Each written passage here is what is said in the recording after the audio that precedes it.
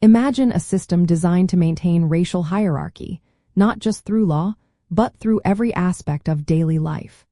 A system so pervasive it shaped generations and solidified inequities long after its official end. How did such an oppressive framework manage to persist for so many decades, defying calls for justice and equality? Discriminatory Jim Crow practices were sustained by a powerful combination of legal enforcement, widespread social acceptance, economic coercion, and systemic violence that together created an almost impenetrable barrier against Black progress and full citizenship. This multifaceted approach ensured that segregation and subjugation remained deeply entrenched in Southern society, and often beyond, for over 60 years. The Supreme Court's separate but equal doctrine, established in the infamous Plessy v. Ferguson case of 1896, provided the legal bedrock. This ruling legitimized segregation across public facilities, from schools to transportation, and was interpreted broadly to justify nearly any form of racial discrimination. Beyond the law, social customs and racial etiquette enforced a rigid caste system. Unwritten rules dictated everything from how Black and white people interacted in public to where they could live and work. Violating these norms often resulted in severe social and economic repercussions, sometimes even violence.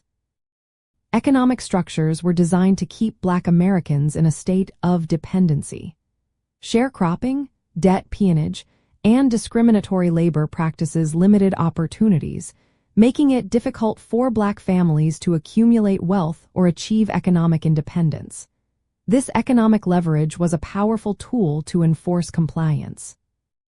Measures like poll taxes, literacy tests, and grandfather clauses effectively stripped Black Americans of their voting rights. Without the power of the ballot, they could not elect representatives who might challenge Jim Crow, leaving them politically voiceless and vulnerable. The constant threat and reality of racial terror, often carried out by groups like the Ku Klux Klan and tolerated or even supported by local law enforcement and courts, served as a brutal enforcement mechanism. Lynchings and other acts of violence were not just punitive but also deterrents, instilling fear and discouraging any challenge to the racial order. Understanding these mechanisms is crucial for recognizing how systems of oppression are built and maintained, even today. For example, by examining the legal precedents, we can trace the historical roots of systemic inequalities in housing or education. Observing the role of economic coercion highlights how wealth disparities are historically created and perpetuated. It helps us identify similar patterns in modern society. When we see efforts to restrict voting access, for instance, we can draw parallels to the disenfranchisement tactics used during Jim Crow. This historical knowledge empowers critical analysis of contemporary issues.